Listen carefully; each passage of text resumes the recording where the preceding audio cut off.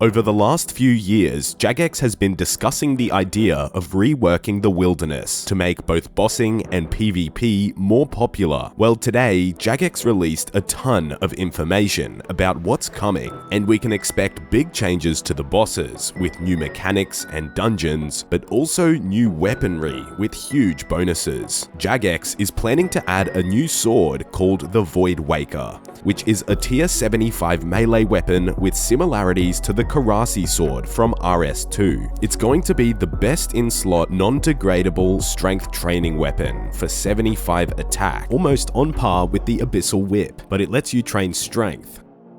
The Void Waker has a magical special attack that does 50 to 150% of your melee max hit in magical damage. It's also a guaranteed hit, which is very much like the Karasi sword. This special attack uses 60% of your special energy. Back in RS2, you could use the Ring of Vigor to do 2 fast Karasi specs in a row, so Jagex has made it clear that the Void Waker won't have the immense power that the Karasi sword had. To obtain the sword, you have to fight each of the 3 main wilderness bosses, Venenatus, Callisto, and Vetion, and they'll each drop pieces of the sword, which won't be tradable.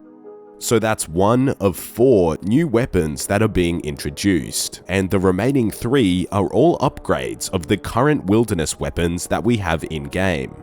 You'll be able to upgrade the Vigor's Chainmace into the Ursrine Chainmace by using Claws of Callisto on them, and these will be a tradable drop from Callisto. It requires 70 attack to wear and gives 4 extra crush bonus and 8 extra strength bonus. Wilderness weapons get an accuracy boost and damage boost against anything in the wilderness when charged with ether, and these new stats plus this wilderness boost makes the Chainmace considerably stronger than even the best melee weapons in the game. It also gains a special attack, which uses 50% of your spec energy, and it does a hit with 100% increased accuracy. It also has a bleed effect, where if your special attack hits, it will deal 15 damage over the next 6 seconds, and also drains 50% of your opponent's run energy. The Web Weaver bow is the upgrade of the crossbow, and this is made by using the Fangs of Venenatus. This bow requires 70 range to wear and has plus 10 more ranged attack bonus and plus 15 more ranged strength bonus. These increases make it the best ranged option in the wilderness, although out of the wilderness, it's about on par with a magic shortbow with amethyst arrows. The Web Weaver also has a special attack, and it shoots off 4 rapid attacks with increased accuracy. The 4 attacks are capped at 40% damage each, so in total, you can hit 160% damage if you max every hit. The special attack can also poison your opponent for 4 damage.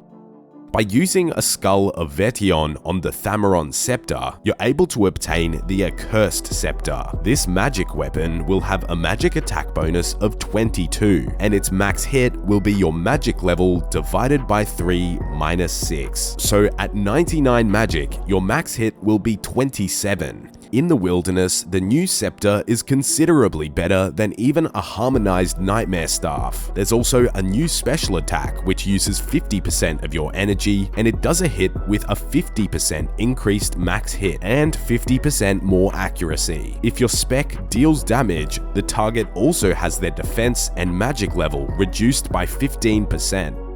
With these new weapons, Jagex is also looking to rework the regular Thammaron Scepter to have its own spell and charges. The max hit formula is on the screen, and it works out to be 25 damage at 99.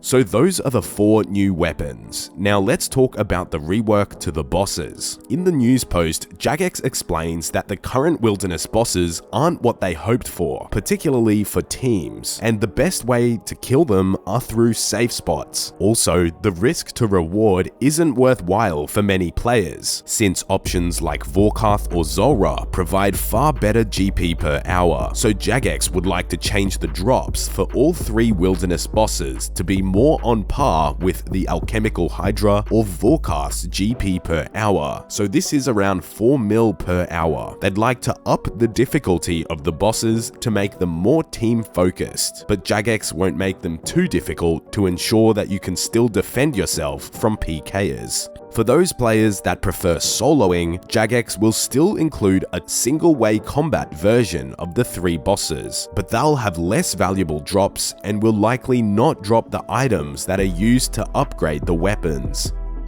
These 3 reworked bosses will now reside in their own cave. There will be 3 entries on the wilderness surface that take you to the bosses, and you'll have to pay 50k to enter the cave, although that amount may be changed by Jagex. Once you enter the lair, you can't exit from the same way that you came in, and the caves are also multi-combat, and there's bears, spiders, and skeletons in the escape sections. Since the reworked bosses are so profitable, these caves will likely become the new multi-combat PK area. The wilderness currently doesn't really have a multi-PK spot since the revenants were changed to singles, so this will certainly rejuvenate clan PKing in the wilderness.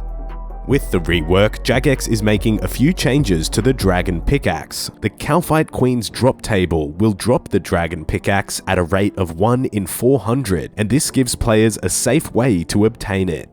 So what do you guys think? Is the wilderness rework going to help PKing? And what do you think about the new weapons? Also, keep in mind that throughout the video, the imagery and the look of the weapons is likely to be different on full release. Jagex did provide a couple of images in the news post, but not for everything. Anyways, if you're new around here, be sure to subscribe to my channel to stay up to date with old school. As you can tell, I'm back from Greece. If you want to see pictures, I'll upload some to my Instagram later in the week.